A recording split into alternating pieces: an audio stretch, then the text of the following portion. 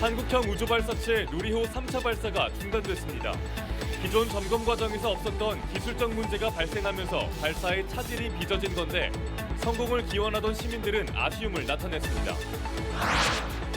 무안국제공항에 일본 기타큐슈를 주 5회 오가는 항공기가 취항해 이제 무안공항의 국제항공편은 전세기 4편으로 늘었습니다. 하지만 무늬만 국제공항인 현 상황을 벗어나기에는 아직 갈 길이 너무 멉니다. 80년 5월 광주에 투입됐다 큰 부상을 입었지만 시민들의 도움으로 목숨을 건진 계엄군이 43년 만에 광주를 찾아 감사의 마음을 전했습니다. 쇄신과 변화가 시급한 민주당의 리더십 부족에 대한 목소리가 커지고 있는 가운데 최근 김동연 경기지사의 활발한 움직임이 관심을 받고 있습니다. 여러분 안녕하십니까? KBC 8시 뉴스입니다. 한국형 우주발사체 누리호 3차 발사가 중단됐습니다. 기존 점검 과정에 없었던 기술적 문제가 발생하면서 발사에 차질이 빚어진 건데요. 발사 성공을 기원하던 시민들은 아쉬움을 감추지 못했습니다. 구영슬 기자의 보도입니다. 고흥 나로우주센터에서 순수 국내 독자 기술로 개발된 한국형 우주발사체 누리호 3차 발사가 중단됐습니다. 한마음으로 발사 성공을 기원하며 기대감에 부풀었던 시민들은 아쉬움을 내비쳤습니다. 네, 저는 삼천포에서 왔는데 너무 아쉽습니다. 예, 오늘 시간 내서 왔는데 너무 아쉽습니다. 꼭 준비 잘해서 다음에는 꼭 성공하길 빌겠습니다. 안전하게 다시 발사할 수 있으면 좋겠고요. 일단 저희도 기대가 크게 하고 왔는데 발사가 안 돼서 좀 아쉽긴 하지만 준비하신 분들이 더 많이 아쉬우실 것 같아요. 저녁 6시 24분으로 예정된 발사를 불과 3시간 24분 앞두고 기술적 문제가 발견됐기 때문입니다. 과학기술정보통신부는 누리호 발사체와 연관된 밸브 점검 도중에 이상을 발견했다고 밝혔습니다. 발사 진행 컴퓨터와 발사대 설비 제어 컴퓨터 사이 통신 이상으로 1차와 2차 발사에선 발생하지 않았던 문제입니다. 문제 이상으로 해서 중단될 우려가 있어서 부득이하게 오늘 6시 24분으로 예정된 발사는 취소하기로 발사관리위원회에서 결정하였습니다. 어제 고흥군 나로우주센터에서 발사대 기립과 고정 작업을 완료한 누리호. 앞선 1차와 2차 발사 궤도보다 낮은 550km 저궤도에 도달해 위성 8개 분리에 성공하는 것을 목표로 하고 있습니다. 과기정통부는 내일 오전 중 발사관리위원회를 열어 상황을 종합적으로 검토한 뒤 누리호 발사 일정을 다시 발표할 계획입니다. KBC 구영슬입니다. 무안국제공항에 일본 기타큐슈를 주 5회 오가는 항공기가 취항해 이제 무안공항의 국제항공편은 전세기 4편으로 늘었는데요. 하지만 개항 16년이 지나도록 무늬만 국제공항인 현실을 벗어나진 못하는 게 사실입니다. 이를 고려해 김영록 전남지사는 거듭 민간공항과 군공항의 통합 이전에 대해 무안 주민들의 숙고를 당부했습니다. 이동근 기자의 보도입니다. 모처럼 무안국제공항이 승객들로 활기를 띱니다. 주 5회 일본 기타큐슈를 정기적으로 오가는 항공기가 취항했기 때문입니다. 일본을 가려고 해도 인천이나 부산 등의 공항을 이용했던 승객들은 반겼습니다. 코로나로 인해서 비행기도 없고 또 어디를 한번 인천으로 가려면 너무 거리가 멀고 우리가 일본까지 도착해버리는 시간이 더 먹어버리거든요. 근데 여기서 이렇게 생긴 거는 너무 편리하고 좋아요.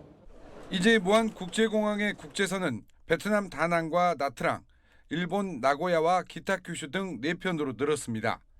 하지만 여전히 국제 정기선은 한 편도 없습니다. 다행히 최근 국토교통부로부터 몽골 울란바토르와 중국 장각의 정기 노선을 배정받아 7월부터는 추가 취항이 기대됩니다. 무안국제공항의 이용객은 지난 2019년 90만 명에 육박하기도 했지만 지난해 4만 6천 명으로 추락해 사실상 무늬만 국제공항입니다. 결국 해법은 광주 민간공항의 이전입니다. 실제로 김해 국제공항의 경우 지난해 이용객 1,002만 명 중 88%, 청주 국제공항은 이용객 317만 명 중 99%가 국내선을 이용했습니다. 지난해 광주공항의 이용객이 206만 명을 넘는 상황에서 무안국제공항의 경쟁력 확보에 국내선이 얼마나 중요한지는 명백합니다. 이러한 상황을 고려해 김영록 전라남도지사는 기타 규슈 노선 취항식 자리에서도 광주 군공항과 민간공항이 함께 이전할 수 있도록 무안 구민의 숙고를 거듭 당부했습니다. 서남권 발전을 위해서 또 무안공항 활성화를 위해서는 군공항 받는 여부도 잘 심사숙고해서 결정해 주시면은 무안공항 활성화에 앞으로 크게 도움이 될 걸로 생각합니다. 개항 16년이 지났지만 여전히 제 기능을 하지 못하는 무안국제공항. KTX가 오는 2025년 무안국제공항을 경유한다고 하지만 광주공항 국내선 이전 없이는 생존이 어렵습니다. KBC 이동근입니다. 무안공항 기타큐슈 취항식에 참석한 김영록 전남지사가 거듭 광주 군공항에 무안 이전을 숙고해달라고 요청하자 김산 무안군수가 서운함을 나타냈습니다. 김산 무안군수는 무안공항 기타큐슈 취항식 인사말에서 김영록 지사의 말에 서운하다고 반박했는데 이에 앞서 김산 군수는 김영록 지사, 서삼석 국회의원과의 사전 환담 자리는 다른 일정을 이유로 참석하지 않았습니다. 한편 서삼석 의원은 김 지사의 말에 포를 달지는 않겠다며 즉답을 피했습니다. 말씀을 드립니다. 아울러서 국민의힘 전남도당이 전남 서남권 관광산업과 지역경제 발전을 위해 무안국제공항 활성화 대책을 마련해달라고 국토교통부에 건의했습니다. 김화진 전남도당 위원장은 전남 동부권과 비교해 발전이 더딘 서남권의 경제 활성화를 위해 무안국제공항을 전남 지역 관문공항으로 육성할 필요가 있다고 강조했습니다. 이어 15년 가까이 광주 전남 지역 현안으로 남아있는 광주 군공항 이전 문제 해결이 급선무인 만큼 이전 지역에 대한 정부의 세부 지원 내용과 범위를 공개해 군공항 이전 사업을 구체화해야 한다고 제안했습니다. 전당대회 돈봉투 의혹에 이어 김남국 의원의 코인 거래 논란이 확산하면서 민주당 이재명 대표 체제에 대한 공세가 거세지고 있습니다.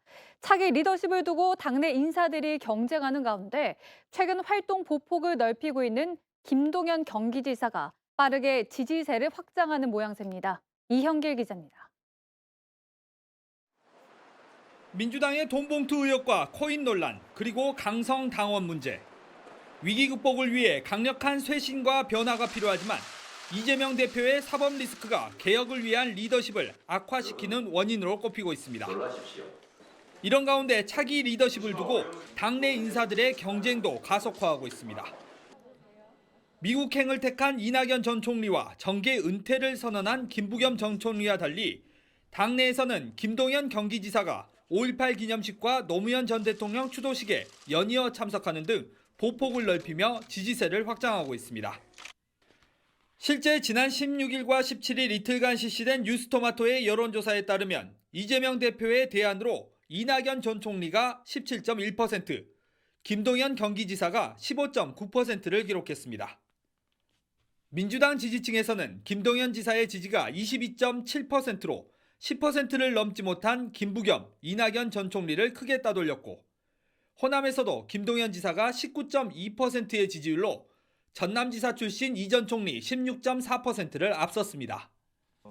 김동연 지사는 윤석열 정부의 약점인 외교를 강하게 비판하고 경제 전문가 면모를 보이며 민주당 지지층에서 강점을 보이는 것으로 풀이됩니다. 지난 1년 동안 정치는 불통, 경제는 무능, 외교는 불안, 사회는 분열과 갈등 이런 구조로 오면서 대한민국이 지금 역주행을 하고 있거든요. 흑수저 출신의 자수성가한 대권 주자로서 이재명 대표와 강점이 겹치고 사법 리스크 등 이 대표의 약점에서는 자유롭다는 점이 지지세 확장의 또 다른 근거로 꼽히고 있습니다. KBC 이영길입니다. 1980년 5월 광주에 투입됐다 큰 부상을 입은 계엄군을 도운 시민들이 있습니다.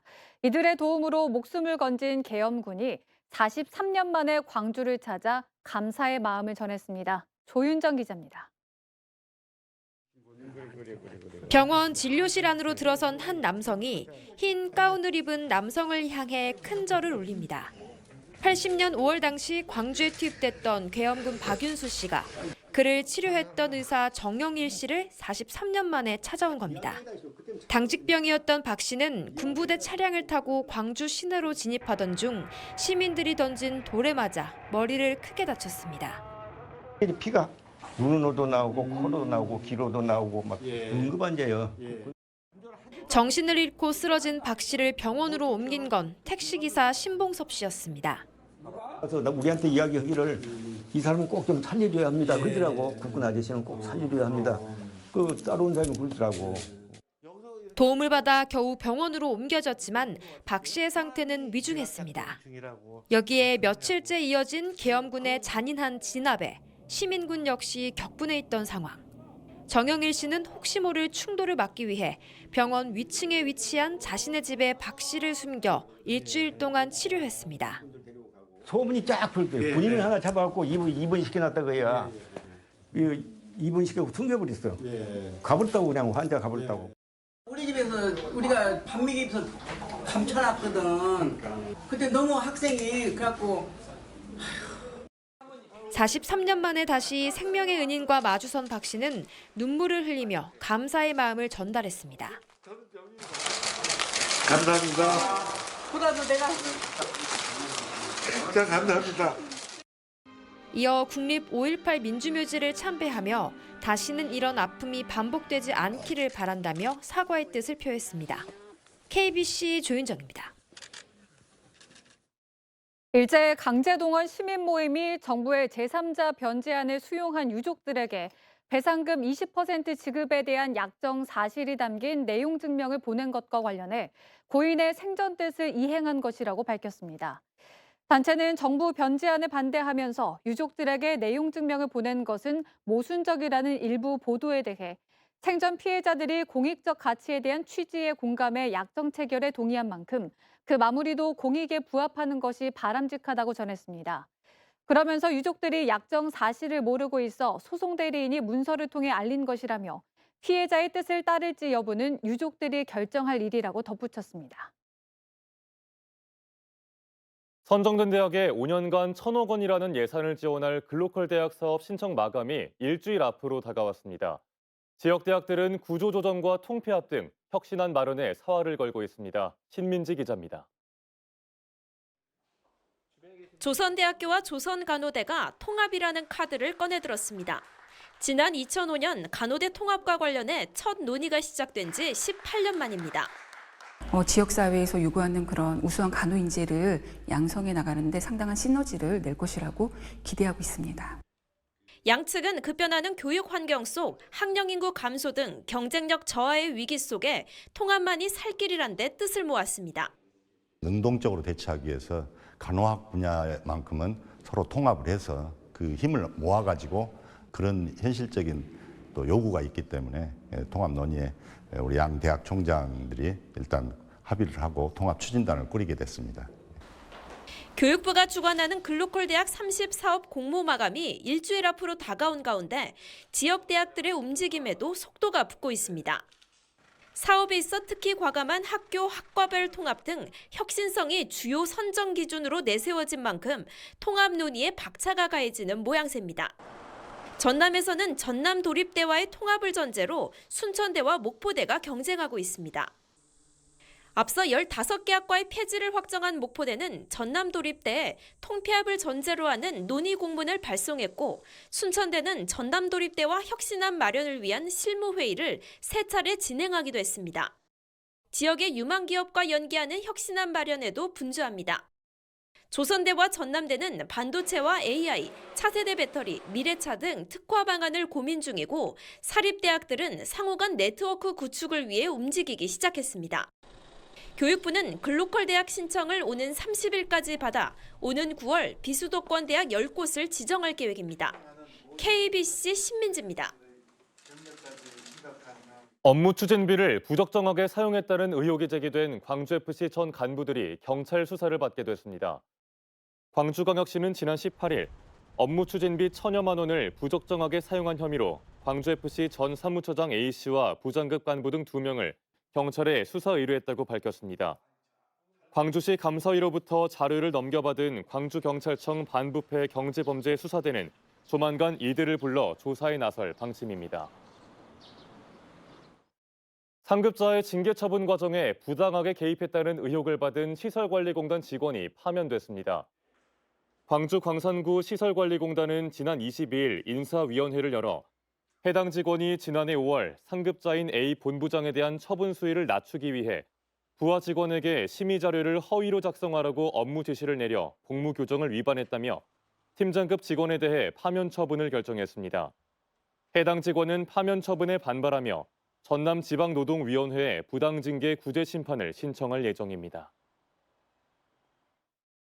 광주시가 상수도 조직과 시설 혁신에 나서는 한편 내년 요금 인상을 추진할 예정입니다.